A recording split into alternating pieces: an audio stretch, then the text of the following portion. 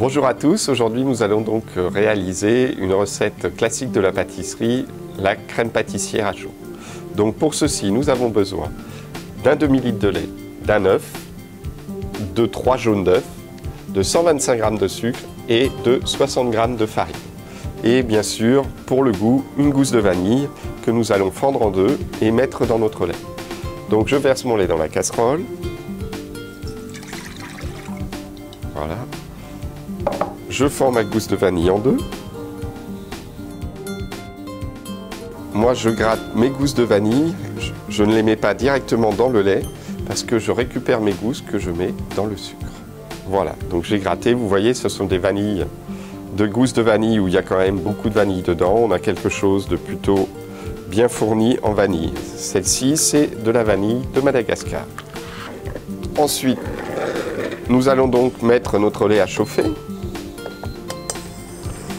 Pendant ce temps-là, je vais donc mélanger mes jaunes d'œufs,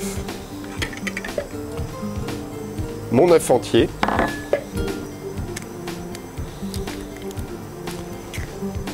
et mon sucre pour commencer. Je vais, ce qu'on appelle, faire blanchir mes œufs. Alors, on a un petit coup de fouet énergique pour pouvoir bien faire blanchir notre matière.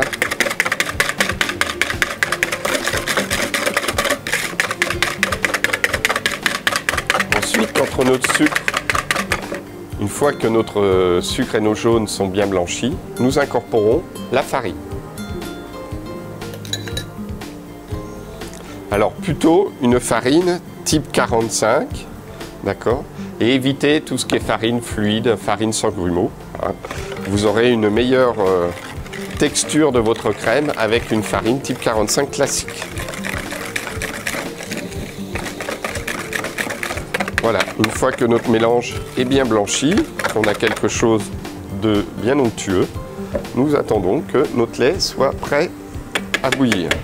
Quand le lait bout, on va verser donc un tiers du lait environ dans notre préparation pour éviter de brûler les œufs. Et ensuite, nous allons verser la totalité de notre préparation dans le lait.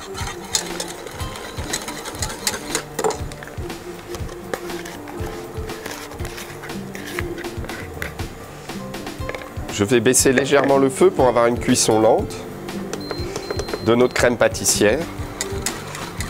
Et cette cuisson va durer 2 petites minutes. Donc, quand votre crème pâtissière est bien cuite, versez dans un récipient le plus plat possible pour que la crème refroidisse rapidement. Et nous allons filmer au contact de notre crème.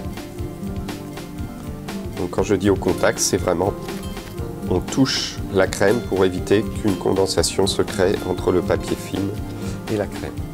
Il ne reste plus qu'à le mettre au frigo pendant minimum 4 heures.